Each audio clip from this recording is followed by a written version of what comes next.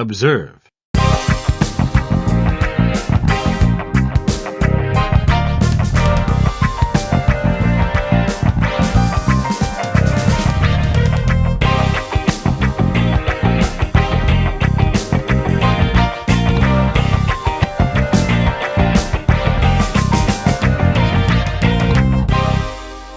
Hello, everyone, and welcome to episode number 26 of the Observe and Rapport Show. I'm Kyle Brennan, joined as ever by my beautiful co-host, Keith Sullivan. Keith, how are we doing today? Well, better than Trump's right ear.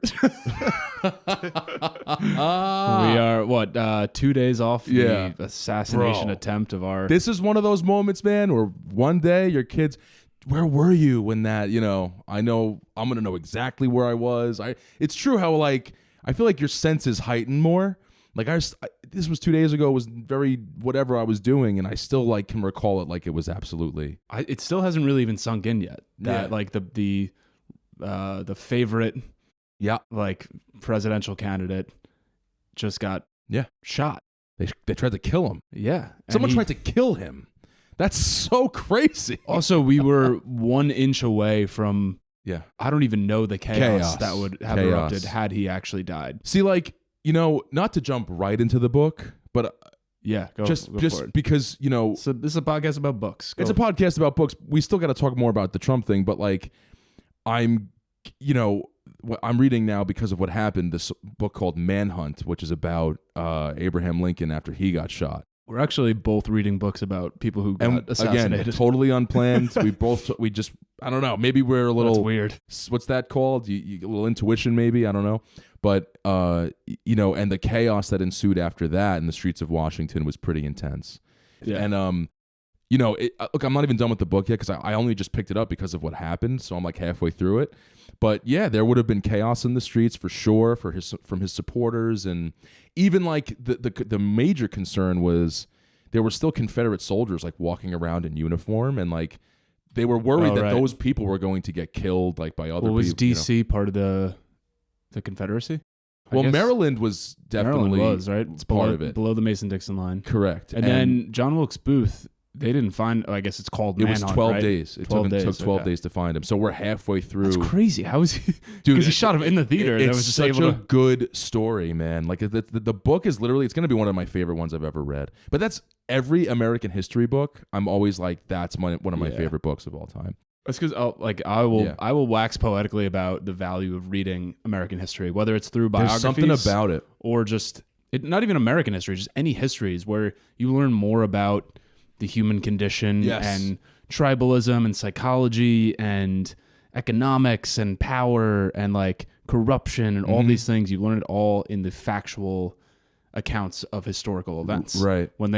Especially when there's enough time in between. If someone wrote a historical event about the Trump assassination today, it's not going to have any value. But in 100 years, when they have the context and all the hidden files and everything like that, that's going to be the most valuable. I think what makes American history in particular so great to read is because the way our system is set up, the way the government's set up, the way the American attitude, the average civilian pedestrian's attitude or whatever, we just have a certain system that makes us, we have a built-in kind of I don't know how to explain what I'm trying to say. There's it's not just everywhere else is different than here in a way, at the time especially. Well, America is different in that it's an idea. Yes. Right? So whenever something big would happen, there was all this diplomacy, but also so violence was always whoa, oh my God, someone got killed, someone got whatever. So usually the conflicts were they were just made so much more interesting, in that there were so many more layers to it now, because we were such a civilized kind of laws, and we had a legal system and all this stuff. So things get spicy in those ways. It's not just it was a lot of people died or something. Yeah. Well, it's a very so much can happen in such a small life of a country. You can't read it all. It's insane how much has happened in 260 whatever it is years. Yeah. So what's the name of the book? It's called Manhunt. Who's it by? James L. Sowell, I think. S-O-L. Yeah, I might be getting that last name. I'm surprised because usually I just picked this thing up. No, I'm surprised saying because usually a lot of the best history books there's a circle of authors who who specialize in American history, like David McCullough. I'm telling you, this one is so well written because it's so detailed. Yeah. Like, you also forget that it was a giant it was a big plan. And before we get into it, can we just reel it back to Trump for just a second? Yeah, we have to. So, like, we have to talk about this. Like, he, this whole thing about him, obviously, it was so close, like the turning of the head. If that thing didn't happen, can we get back to the chaos?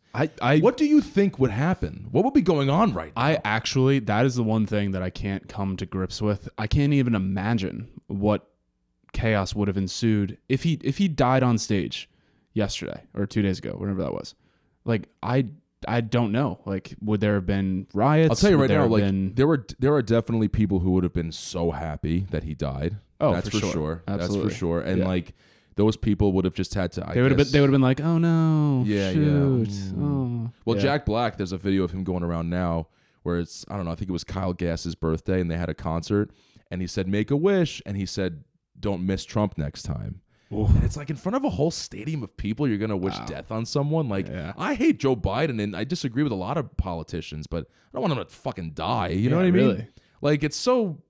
Well, just imagine, like, if that was being said during, like, you know, Obama versus Romney, or like, it's just an insane thing to say. Yeah, Bush versus Kerry. Like, were people wishing for either of them to die? No, I don't think so. And that was the thing. Like, especially a former president. Like, the guy was a. That's what I. He was a former president, and it's not like everything went to shit, man. Like, not to get into the whole thing with the debate, but like, was the country really in that bad of shape? I mean, did it? I know. Was it completely destroyed, like everyone said? I had a guy tell me they were going to round. I had a guy tell me that if Trump wins, he's going to round up all the gay people. Keith, don't you understand? Yeah. I was like, wait. I was like, we were having like multiple conversations, and I literally had to look at him and go, wait, hold on, everybody, wait.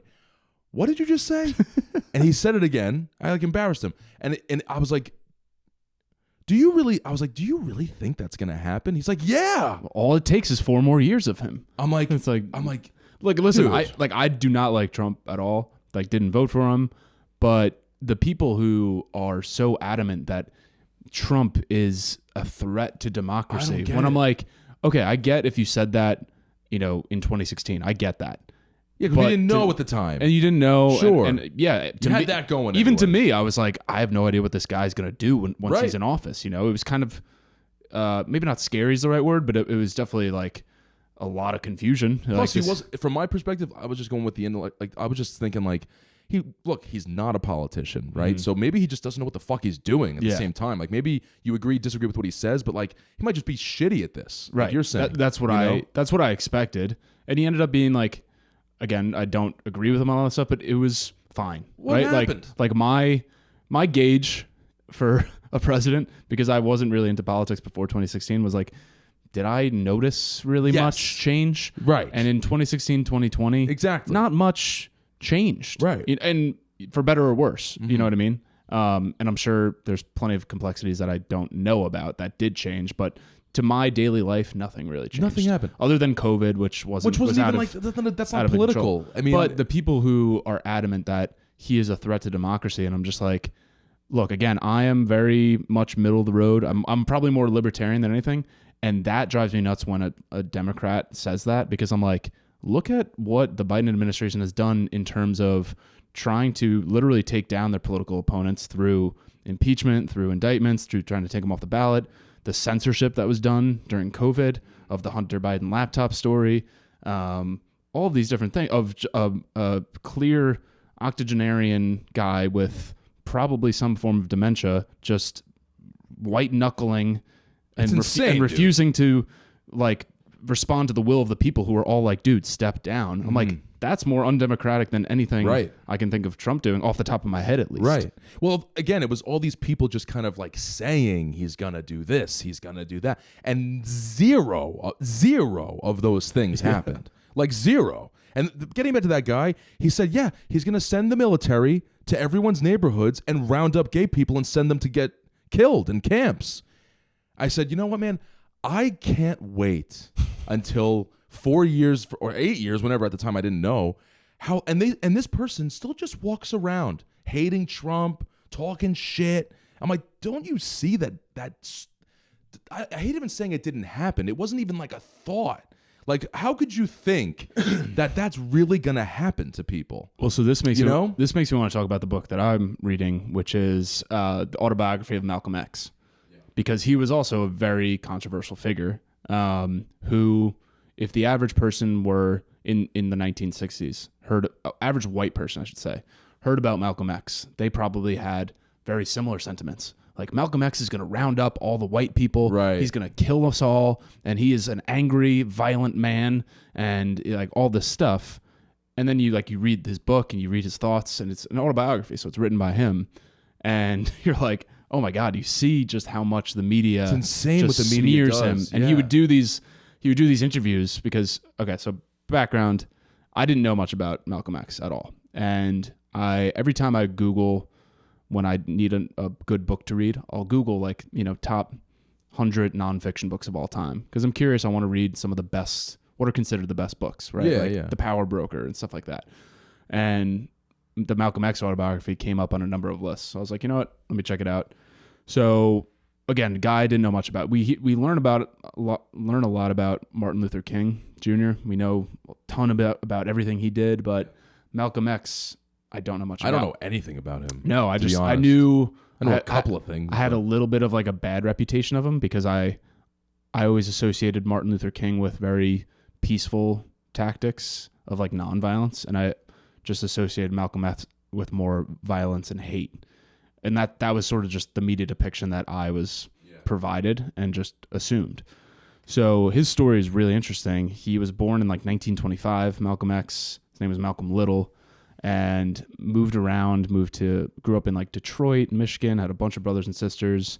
When he was like 16, he moved to Boston, where he learned kind of how to hustle, right? So like he started shining shoes, then eventually in all the black clubs there, they started teaching him how to sell drugs, how to solicit prostitutes for the members of the clubs coming in. Gotcha.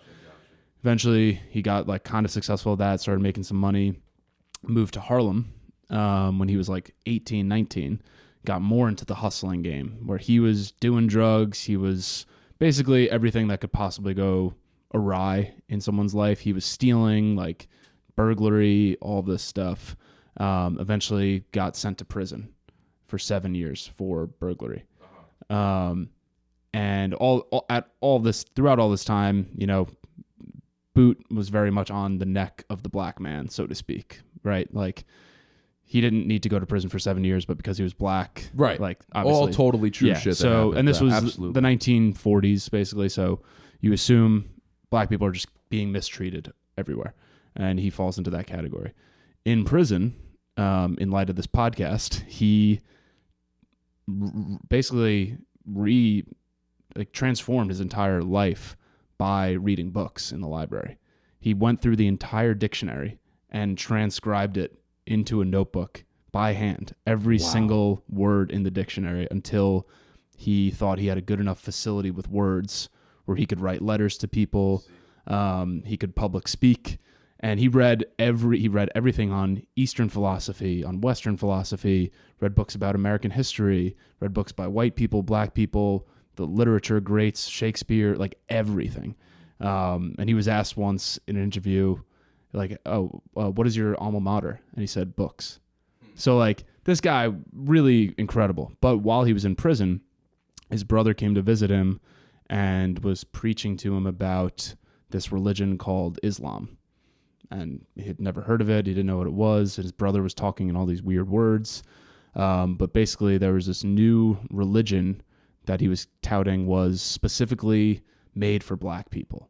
And it was the Nation of Islam. And this guy, I can't remember his name, Elijah Muhammad, was like the prophet of the black version of Islam. And this whole, it's very different from like traditional Islam, like what you see in like the Middle East.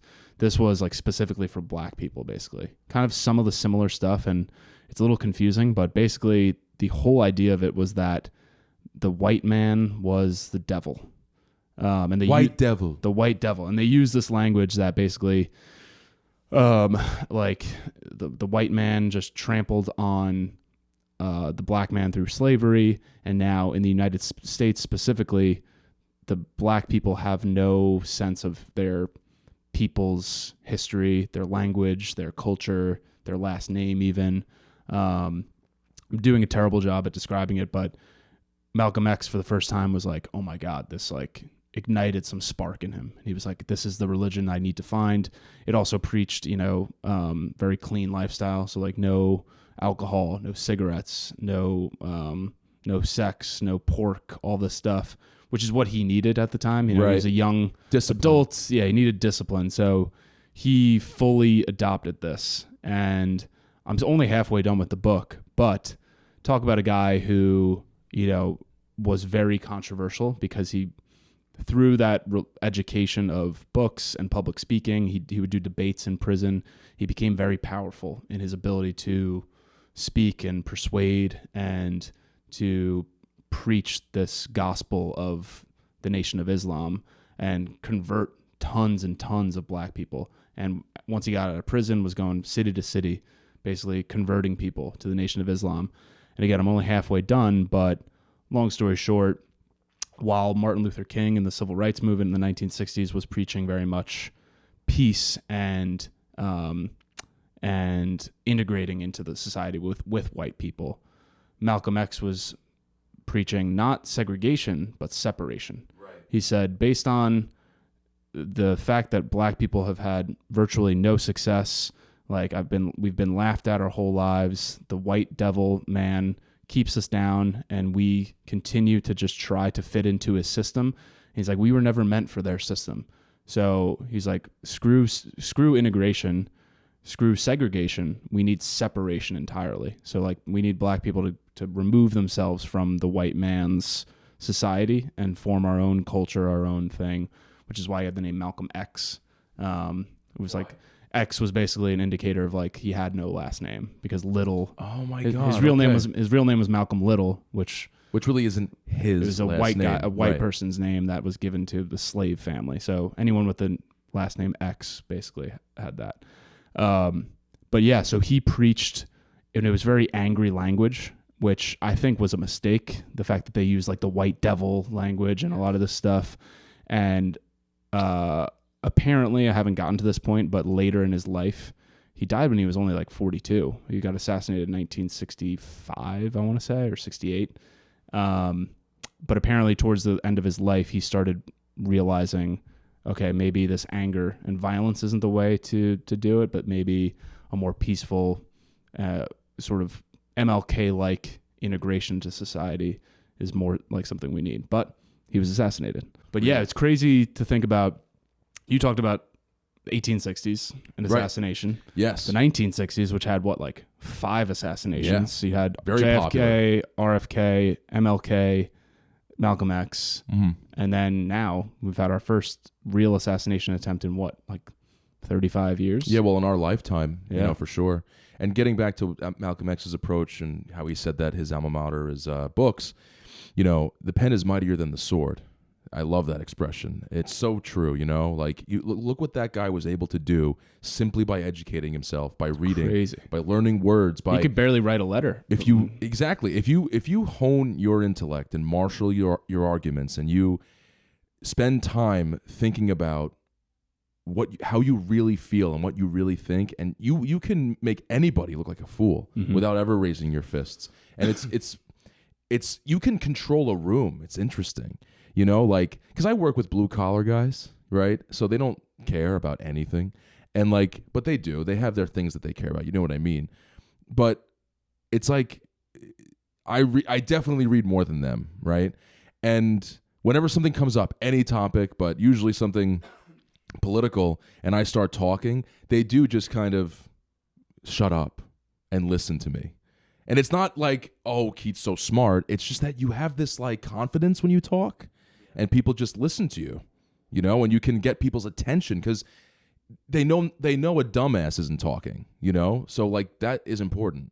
Yeah, and Jordan Peterson harps on this all the time, where he says your ability to write translates to your ability to think, and if you're able to, because writing is different than any form of communication, right? Because when you're speaking, you're kind of riffing and freestyling in real time. You're trying to think of what to say. But when you write, it gives you an opportunity to actually write and see your thoughts as you're thinking them and to improve them and to actually be like, well, no, that's not what I meant. And also discover new things through the process of writing. And it's why I encourage everyone to not just read. I think reading is, we've talked about the value of that plenty on this podcast, and just the ability to understand everything from different points of view, right? Like, I'm a white guy from suburban Long Island reading about a civil rights leader in the 1960s. And that just gives me a context on history, and I'm not as quick to form, opinions on things, and I'm more thoughtful in how I respond to any sort of big, major political, economical, global event. But writing, to me, has been probably just as, if not more important in my ability to, again, like you said, gain confidence, because I used to find myself very often trying to engage in like debates with people where I'm like, oh, I know more than this person. And then I'd completely stumble. I know it in my head. It's effortless now. Isn't that interesting? Like, it was frustrating because I read enough books. Like, I know it in my head, but I've never had to say it out loud to someone, and I'd fucked it up. But writing, like I said, it gives you that ability to take a step back, start writing something, and maybe you have a goal in mind, and then in the middle of writing it, you realize, oh, maybe I'm actually incorrect about that. Let me do some research on it. Let me rephrase the sentence, and maybe that's not actually what I believe. Maybe I believe something a little bit more nuanced. And now, if I go into a debate and I've written about that thing, my confidence is through the roof. And maybe I'm wrong, but I know I can find the words and I can describe what I think and what I believe and what I've read to a degree that someone who hasn't developed that facility with words is not able to do. Yeah, the way JP puts that is you have to gather all of your information, right? And what you're doing is you're taking that shit and you're putting it in formation. Like you're organizing everything so that it's easy to find when you need it. And like, because otherwise it's just kind of like floating around, but once you find a place for everything when you write, you really, pen to paper, it's a muscle thing now too. Like, you've written the words, you used your brain to think those words through, to place them on paper. All those neurons, they solidify. And now it's just really easy. I got to be honest, I don't write, but what I do is I talk to myself all day long. It's probably just as good, honestly. You'll find me alone in a closet just going through what I read and how I would describe it to somebody. I recite it like it's...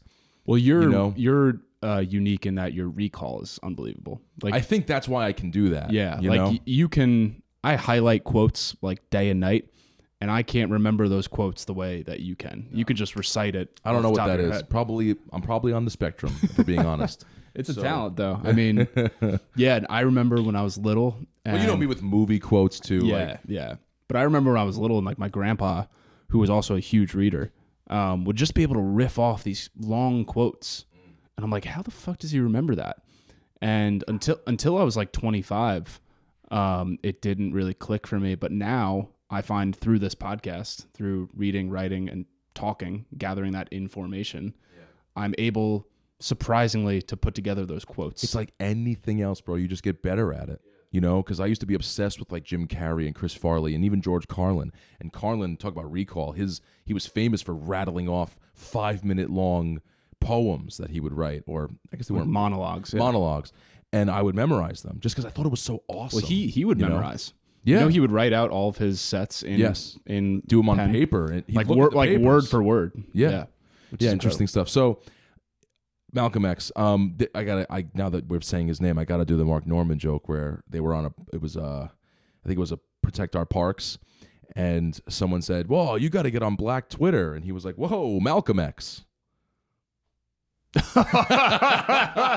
Wow, that's good. That took me a second. That's me too. I did that exact when I was listening. I was like, "What? Oh my god, X, holy shit!" He's so good. And I bet he thought of that then, bro. He's so good. He's man. unbelievable. But anyway, back to the reading, writing. One last point. So I think I mentioned this on 2 podcasts ago where I gave a speech to. Yeah, how'd that go? I never asked you. Yeah, it went well. So my idea for the speech, and I'm writing a blog post that's going to come out soon about this, but my first speech that I gave to him like a year ago was about like the 12 universal truths that I basically found through reading all these books, and basically like the advice that all great authors have tried to provide throughout time. This speech, I was basically trying to convey the advice that not only I would give to my younger self, but the advice that I still give to myself. Meaning, I would have liked to have heard this when I was 22, but now that I'm going to be 32, these are still things I need to remind myself of daily. Yeah. Because once you hear it, it's not just ingrained. Like, you need to constantly remind yourself, because you'll fall back into your stupid habits all the time. And one of them, a few of them we had mentioned on the previous podcast, but one of them, the last one, was develop the ability to communicate, because that is a superpower. It's a superpower, because any profession, any career that you undergo, adding with that skill the ability to communicate effectively instantly can double your income, triple your income. Right. Because if you're able to communicate well and do a skill, you can lead, you can become a manager, you can sell, you can, form relationships, you can network, all of these things, and it always will enhance your ability to do anything. It enhances your ability to think, it enhances your ability to communicate directions. Yeah. All that stuff. Even if you're not looking for a career, point of view of that advice, like, it's just an easier life. Can we just put it that way? Because even if you're looking to form a relationship with a woman or a man or whatever you're doing, like, just that is easier. And also, like, just convincing people, like you said, if you're in a managerial position, to do what you say, and like, not to be like in a bad way. You know what I mean? Like, I'm just saying, like, to be someone that people would listen to, not just have to listen to, like someone, like, it's like when we used to go to Woodlock Pines, for example, I guess he was the owner, I don't know, but he'd come around to everyone's table a lot of the time during Friday dinner or whatever it was. And I remember your brother, Tommy, we were sitting next to each other, and he was like, man, that guy, there's something about the way he talks to you. You just don't want to let him down. Yeah. Like, if I worked for that guy, I'd want to be the best employee just so he would be proud of me, and like, that is what you're talking about. That communicative skill isn't just learning how to manipulate people or something. It's not a negative thing. It's something that your whole life, like you said, double your income, like solidify your relationship with your wife or your husband. Like, all of those things get so much better. And like, people are just kind of like, again, they have low confidence. They don't feel like they could be the person that can do that. But anyone can do it, I believe. I believe that anyone can do that. Oh, 100%. I mean, I still think of myself as like the shy 16-year-old that I was.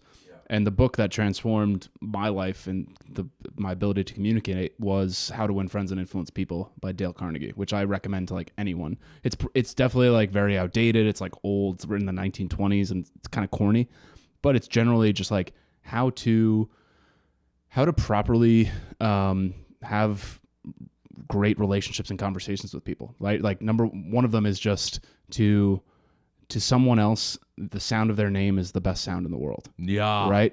So I've noticed, before you forget what you're going to say, when I listen to podcasts, whenever the guest or the host, whenever they say, and you know what, Kyle, that person instantly starts paying attention more. Yeah. Instantly starts paying attention and more. I do it all the time. I used to like laugh at my dad. You know this. He says that's why I remember everything he's ever said to me.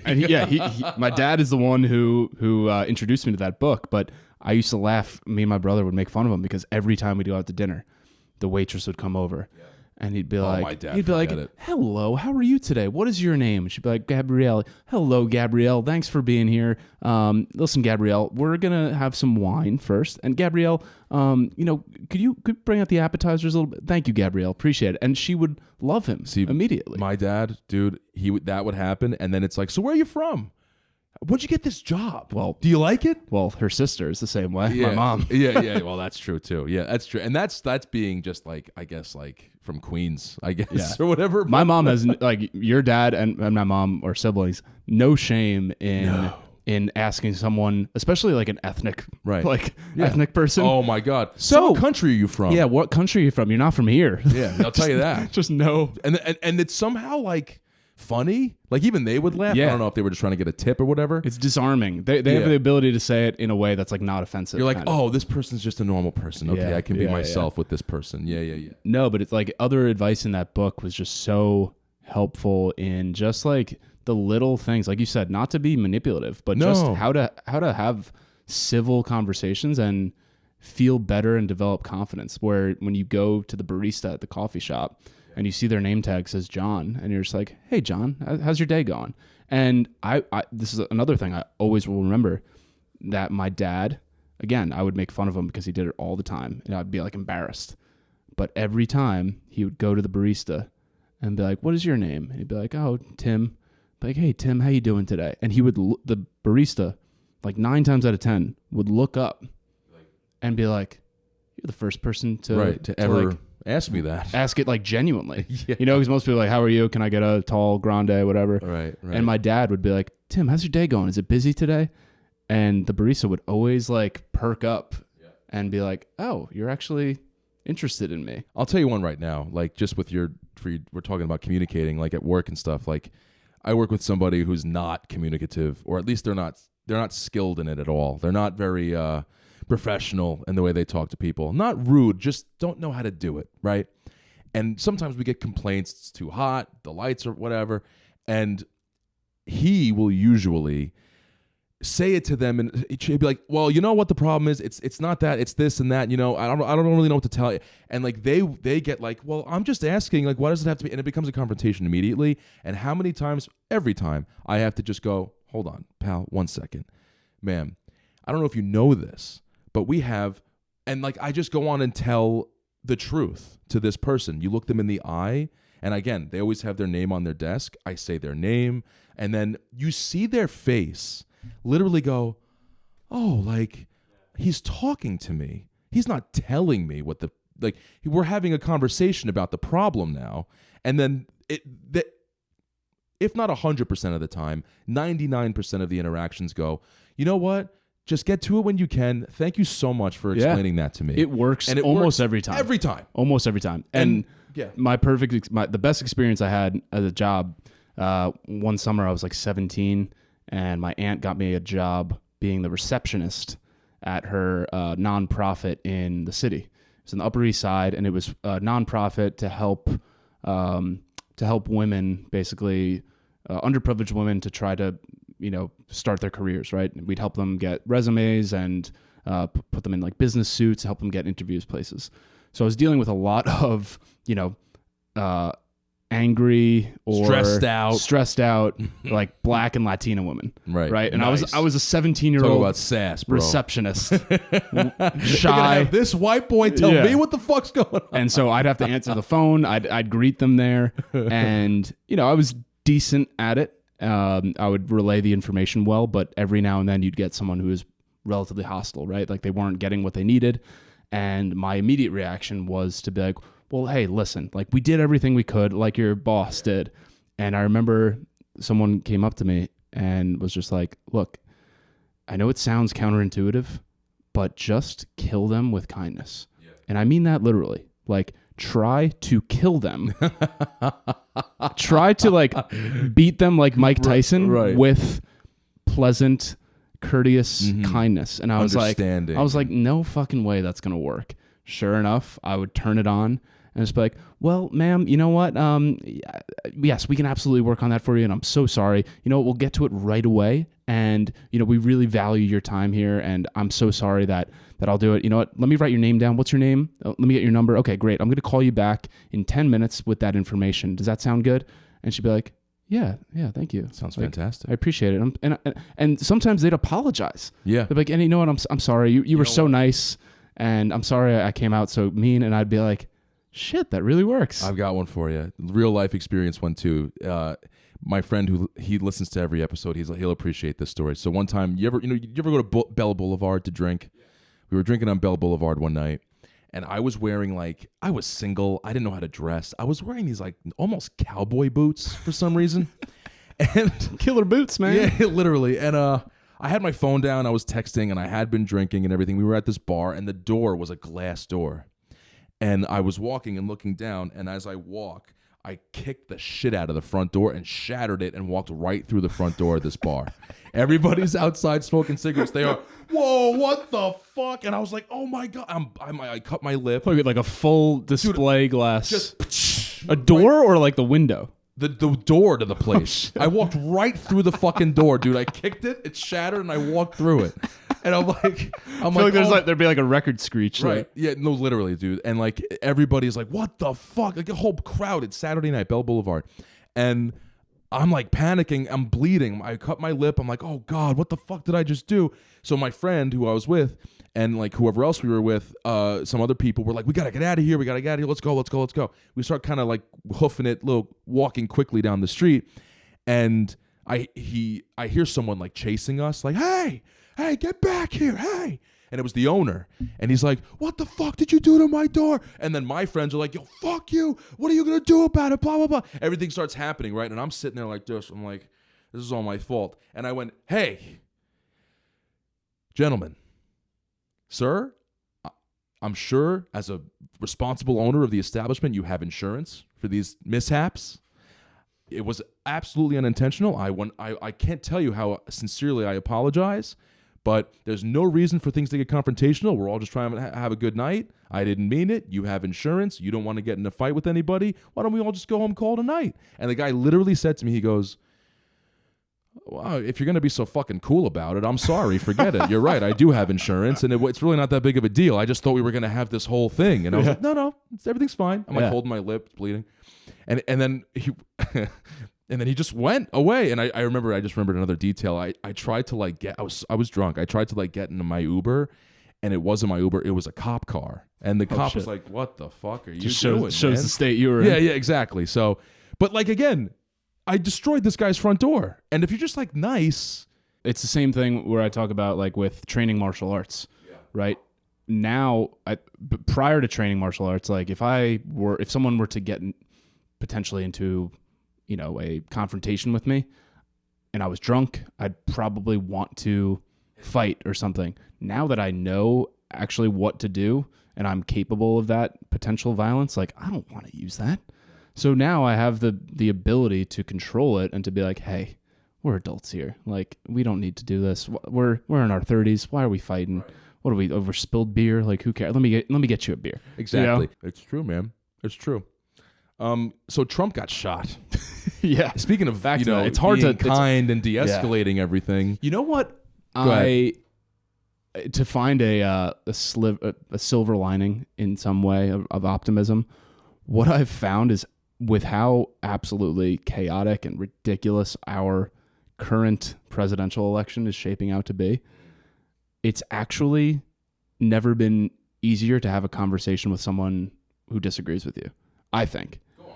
Because it's so absurd that a diehard Republican and a diehard Democrat can just laugh at the absurdity of it. Right. Because both parties' candidates have just gone through the most absurd, unprecedented like series of events over the last 3 weeks that it's like it's hard to even have a hateful conversation where it's just like, because hopefully if you're dealing with someone who's a diehard Democrat, they could admit, hey, Biden he's not the guy. He's not capable right now. And at the same time, the Republican can be like, Trump just got shot. Like, what the hell is going on? Like, what is going on? So you can, for a moment, and maybe this will only last for like another week, hopefully longer. But for a moment, those two people can just have a conversation and like shrug their shoulders and be like, what the fuck? Yeah. Yeah. Oh wait, I didn't even talk about my book.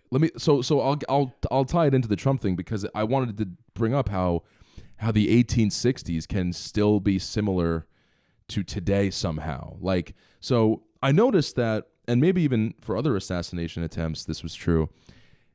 I feel like the media has so all of a sudden just stopped with the rhetoric every day that Trump is Hitler, Trump's the worst, Trump's a racist, Trump's a whatever. He's sexist, he's whatever. Just the constant negative about him. And now they're just kind of like being negative about Biden, right? So like Republicans are kind of taking that as like a victory, I think. Like, hey, like everything's turning around. Like people aren't like bashing the shit out of the guy every day.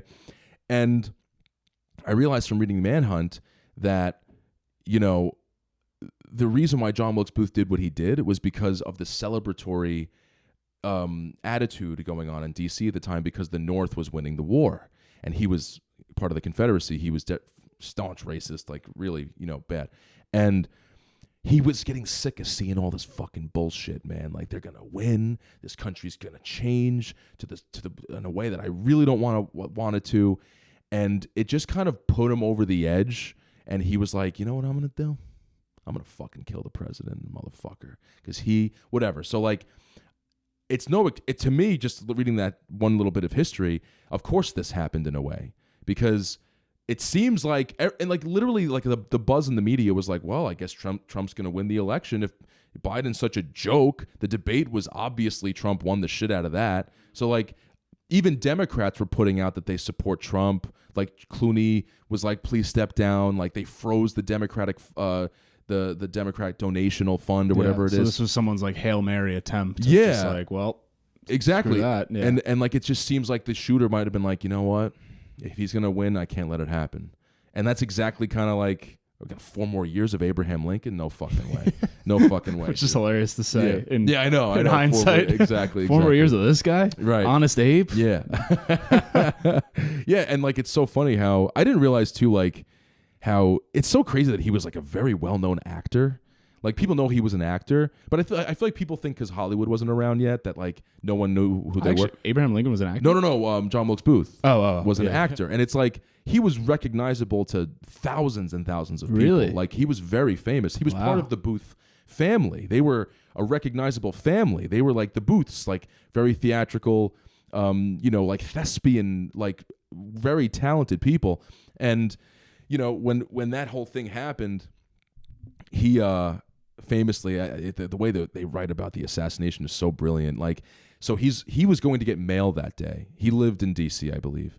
And by the way, he found one of his co-conspirators when he was in New York City on Houston Street. There was a bar there back in the day, and I've probably walked by this building like 100 times. I worked down there, you know, and he told him, I'm going to kill the fucking president.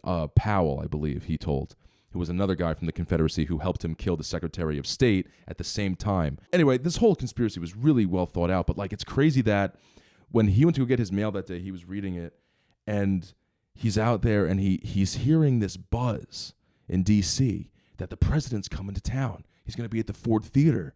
He's going to see that. He's going to come to a play tonight. And Wilkes Booth's sitting there like, so he's not only is he coming to me, but he's going to be at the Ford Theater. I'm an actor. I've worked there 100 times. I know that place like the back of my hand. I know the secret hallways that are reserved for actors and employees. I know how to get up to the presidential booth without being seen.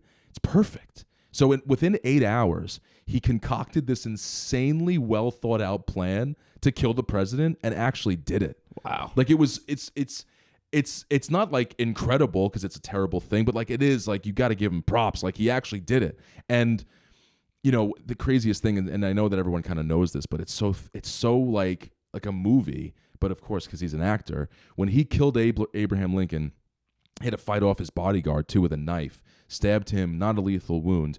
But when he escaped, he was jumping over the balcony. It was right over the stage, this balcony, and he was falling down. And a portrait of George Washington snagged his coat and like made him trip. And the myth is that's like Old Glory's last little like fuck you for fucking up our country, whatever. And like, so he fell onto the stage, and when he stood up, he held his knife in the air and he went, "Sic semper tyrannis," and then he ran off into the night, bro. And that means thus always to tyrants, which is, you know, famously Julius Caesar. Someone said that when they killed Julius Caesar.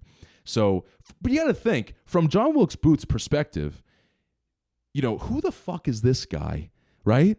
Slavery's been around since the beginning of time, and all of a sudden we got to stop doing it because of this jerk off? Like, you know what I mean? Like, you can imagine him feeling that way at least. And so sic semper tyrannis was very appropriate and he did it like being the thespian he was. Like, the account is that he like puffed out his chest and he was such a handsome guy, and it was like unbelievable, like this moment that he like, and he knew it was like his last time on stage, so I may as well do something good. And then, he ran off into the night and jumped on his horse and got away into Maryland. And even at the time, the Washington Bridge it closed at 9:00, and military watched it overnight to make sure no one left the city or in and out. And he talked his way over it because he was so good at acting. Communication. Yeah, dude. See? Yeah. This is why it helps. No, but he bullshitted his way over the bridge. He made up this whole lie about, what he was doing and why he had to get through. But yeah, man, it's a really fun book.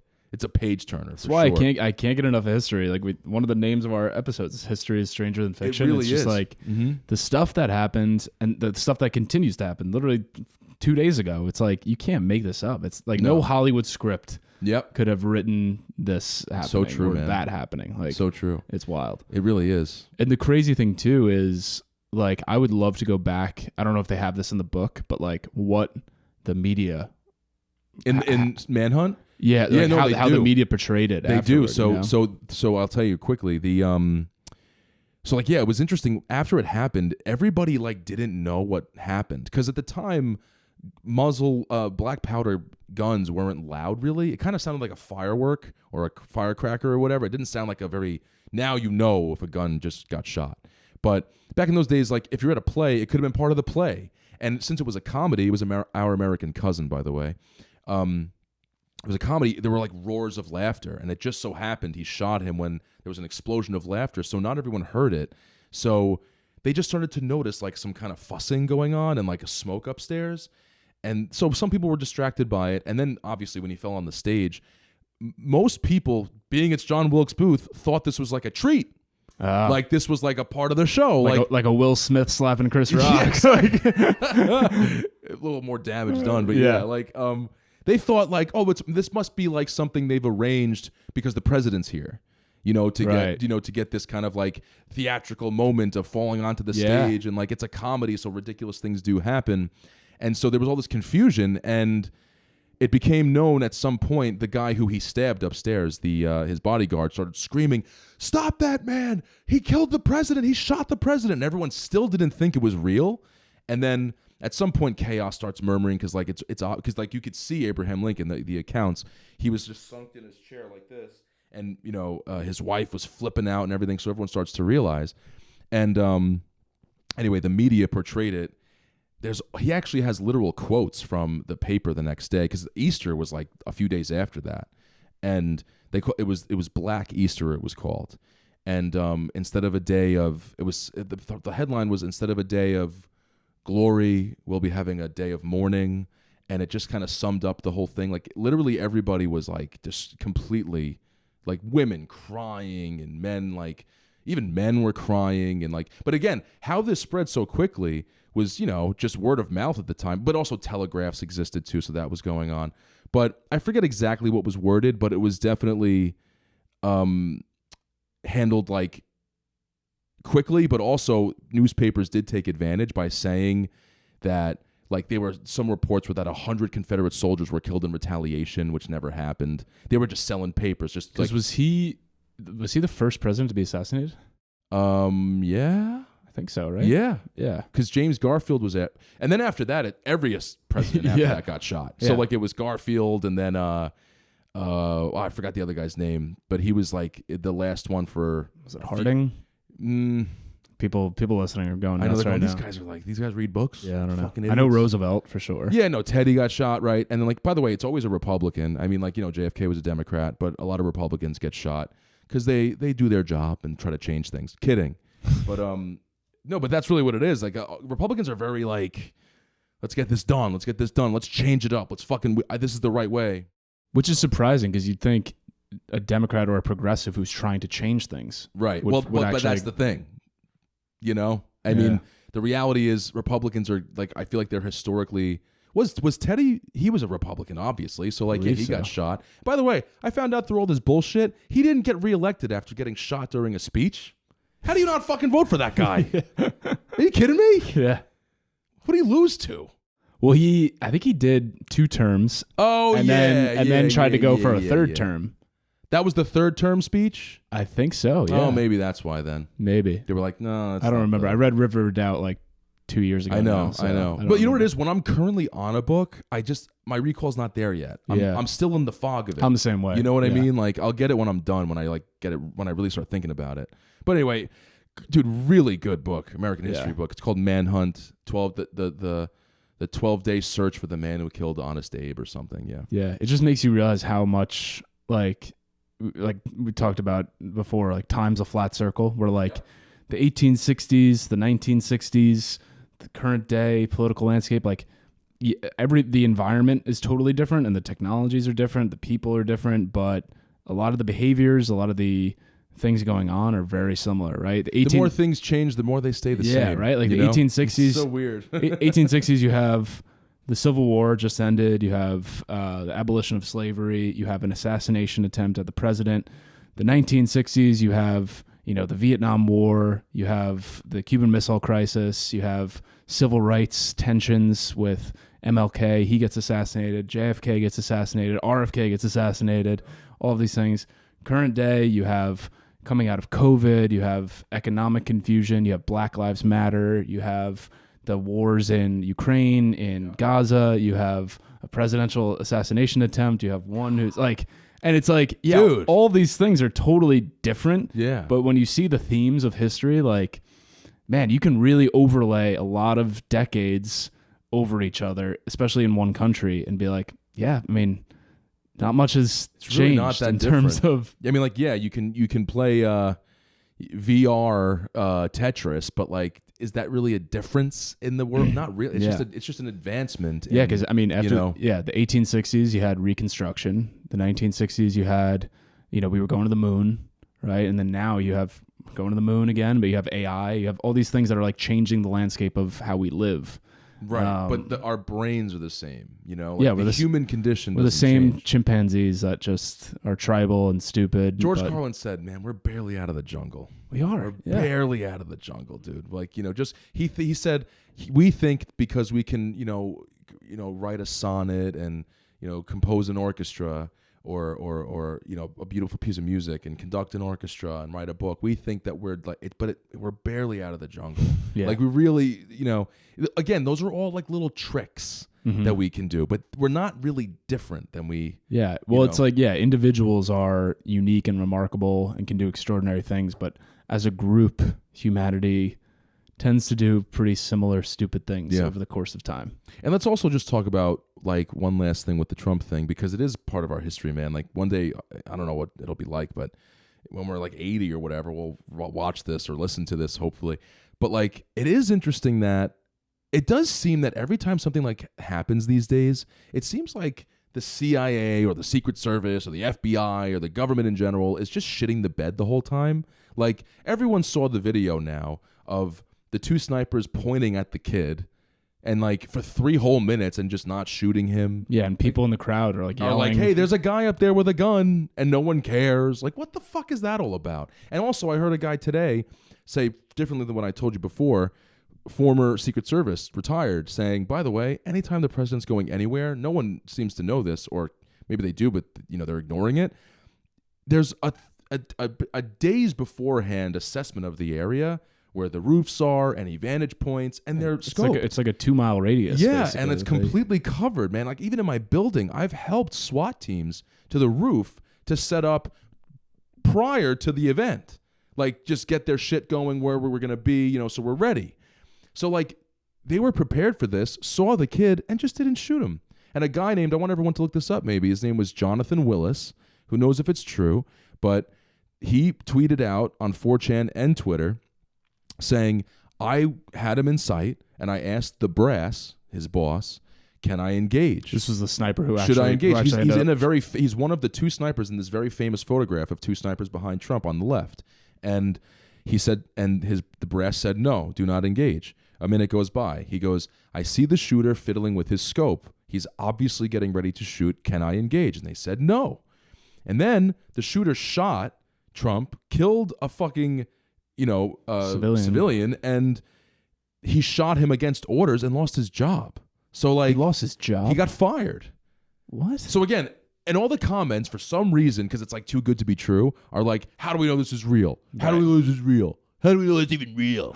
And it's like, You have just as much information to think that it's not true, just to think that it is true, though. There's no reason to think that's not true. And the annoying part of what's going to happen after this is it's very predictable, right? We're going to get overloaded. We're going to get overloaded with so many of these accounts, so many of these stories that Donald Trump set it up to look better. There's going to be tens of thousands of narratives that all sound seemingly convincing individually. Yeah. But there's going to be such an influx of information and stories and theories that you're never going to be able to know the actual truth. And I wonder, I mean, the cynic in me wonders how much of that is intentional to just flood the internet with so many different theories. That's the problem with free speech and the internet, man. It's like everybody can talk. It's a good thing, right? Because it can democratize and show the stories of the individuals who were there who said, yeah, I was yelling to the literal cops and the Secret Service, like, hey, there's a man right there, and they like didn't do anything. It's like that you can't really deny. Like that happened. It's video. The video is like this is what I talk about 4 minutes after the assassination attempt. I feel like the government is living in a world where we don't have 4K resolution videos in our pockets. This is what I've been saying. I've been talking about this for a while. It's like, and they keep trying the whole like Putin is a murderous madman. And it's like, dude, can you just stop it with the bullshit already? Yeah. Like, we've all read the Christopher Hitchens books. We know about Henry Kissinger. We know that war is necessary to stimulate the economy. Stop talking to me like I'm in fucking third grade. Yeah. I get it. They still think the average American is stupid. Yeah. And we're not. And they use they use all the tropes that used to work 30, 40 years ago. Yeah. And it's like, now get with it. But the issue with that is, yes, we're now given access to more information than ever, and if you are somewhat knowledgeable about the corruption and deep state, you know all of the tricks, right? The problem is, what are we going to do? But at the same time, like one of my favorite Ronald Reagan quotes that actually keeps getting brought up with the recent news is, what does he say? He said, freedom is always one generation away from extinction, and it's up to each generation to fight for it. So in a way, like that's why the 1860s, the 1960s, the current day, it all seems similar, but it's because innately power corrupts and is going to turn freedoms against its citizenry, whether by intention or not, and it's up to the citizens of this country to keep it in check. Because America is less a country and more of an idea that we constantly have to, because of our rights, to protect them ourselves and to fight back and to not let the news outlets or the government to try to convince us that we're not seeing what we're seeing, because in light of the Biden speech, like everyone else in this country was just like, well, yeah, we knew this for 2 years. Right. And now you're acting like you're breaking news to us. Right. It's like, we're not that stupid. He goes, remember when he goes, eggs went down 60 cents. I'm like, this fucking guy doesn't think I know what inflation is. Like he thinks that I'm going, oh, well, I guess that means the economy's doing well. The thing I always say is when the presidents, whether it's Biden or not, like presidents who are just like, well, I created this many jobs, and it's like, dude, no one really cares about that stat anymore. Again, like, I just the other day he goes, I created 6,000 jobs yesterday, and it's like, again, it's these things that are like half truths. It's like, is that supposed to sound good to me? Like, I don't really know. He thinks that we don't know. The average American doesn't know that the value of the dollar is down. So it doesn't matter if eggs are 50 cents.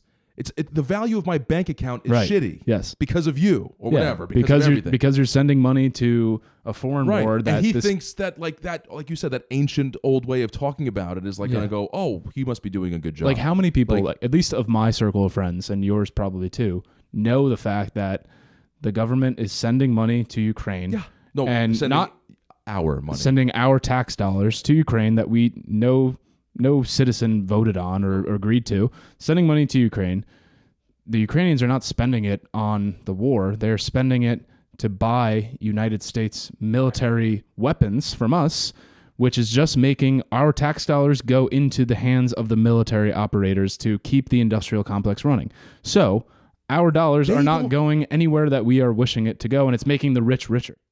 And they really think that we don't know that. Yeah. It's insane. And it's like obvious to me. It's unbelievable. And like, what was the other thing I was going to say about Biden and the, not Biden, but you were just talking about with the freedoms and protecting them. It's like, I've heard this kind of from a few people today, like, man, this is democracy.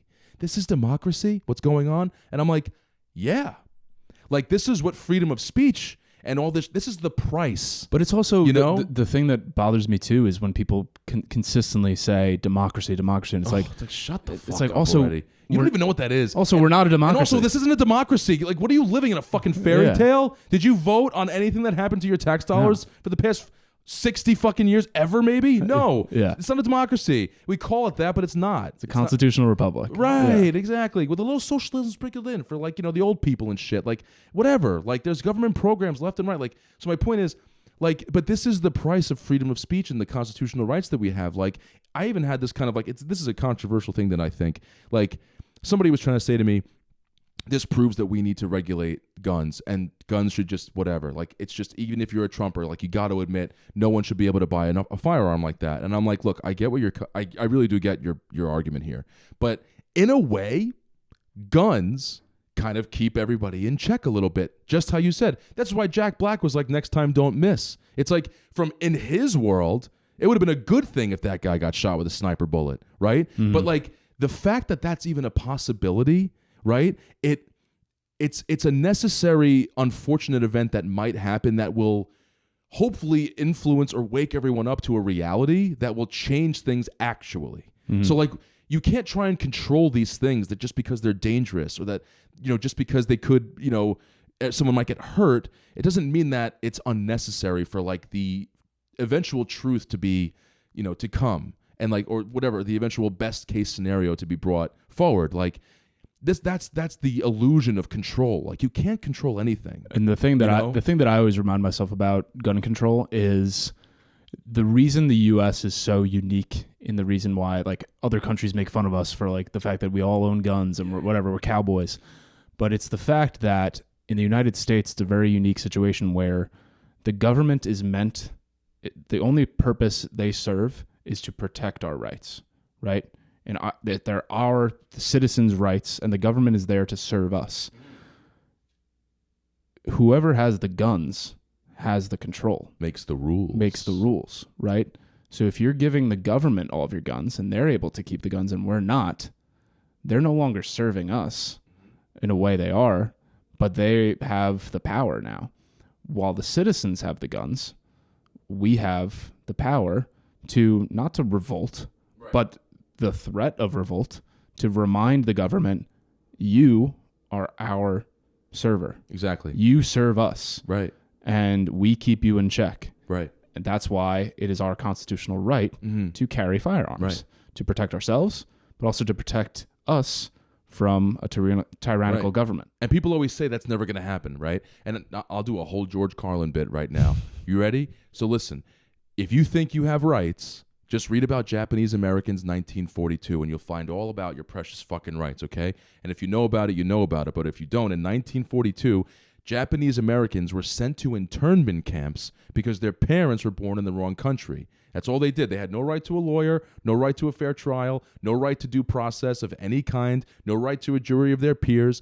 Just when the American citizens born in this country, not immigrants, when they needed their rights the most, the government took them away. And rights aren't rights if someone can take them away. They're privileges. And his argument is that that's all we've ever really had in this country is a bill of temporary privileges. And if you read the news, even scarcely, you'll see every year it gets shorter, our rights. Every year it gets shorter and shorter and shorter. And if those people had guns, I'm pretty sure it wouldn't have been so easy to send these tax-paying, law-abiding citizens to camps. Like, that does happen. Yeah. Not even 100 years ago that happened. Oh, it can happen any day. I mean, and that's the reason why, again, why it's so important to read history, people. Like, the COVID restrictions. I mean, we could talk about this day and night. And people argue about the little things. Well, at the time, it made sense to make the mandates and to do that. And I'm like, yes, I get it at the time. No, look at it in the context of history. These rights are privileges. They're not rights. They get taken away and they do not get put back. So the minute you concede one of your rights, which is the ability to attend any restaurant or bar that you choose to without being segregated by an ID card that showed you that you had a vaccine, that doesn't come back very normally. Luckily, we were in a situation, it fizzled out. We were able to go back to normal. But it didn't quite sink in with the people who were for those restrictions that could have gone on forever. Could have gone on forever, and if it had gone on any longer, I think things would have seriously gotten out of hand. And it's why there were record gun sales in 2020, 2021, because people started to realize this. They're like, oh shit, like this can happen anywhere. This can happen in New York. This can happen in Florida. This can happen in Texas. It can happen anywhere. And we are so used to our comfortable freedoms and our comfortable rights, but they can be taken away at any event with any excuse that can be made to protect us. But at the end of the day, you have to remember the government is there as our server. They shouldn't be coming into our lives and telling us what we can and cannot do. Our job is to protect our rights by telling them, here's what we want to do. You protect those rights for us. And that's the most important thing. And again, we can get into all the, like, are rifles allowed? Should this be allowed? Should we ban? Like, that's a whole different conversation. That is. But the ability for me to go out and purchase a firearm to protect myself and to protect myself against the threat of a potential tyrannical government, that's my right. And if I want to do it, like, and if you don't want to let me do that, like, screw you. That's my right. And if you don't want to own a gun, that's also your right. I don't care about what you do in your private time, and you shouldn't care about what I do in my private time, but that is my right as an American citizen, and that's a unique right that we have that not every country has. And hopefully it never gets to the point ever where me or any other citizen needs to use their firearm against the government. Right. But if it does, I'm in favor of the fact that we have the ability to protect ourselves from an internment camp, from segregations of society, from taking away our rights, from coming to our door without due process or anything like that. And I have a firearm, and I feel protected that I can... You have a chance anyway. Yes, exactly. It's not just like, I'm your bitch, let's go. Well, it's like this movie Civil War that came out. I didn't see it. I didn't see it either. People are talking about that. People, I mean, like, look, it could be predictive programming. I mean, Yeah. All right, let's wrap it up. I'm hot as fuck. It got hot in here quick. Yeah, this room is brutal. This is a good app, but hey, we'll make it through. We'll make it through. We'll make it through. Yeah. We always do. With our ears intact. Adjustment day? What? Is that an adjustment day? Oh, because Trump got shot in the ear. All right. See y'all next time. All right. Thanks for listening. Thank you. Bye, guys.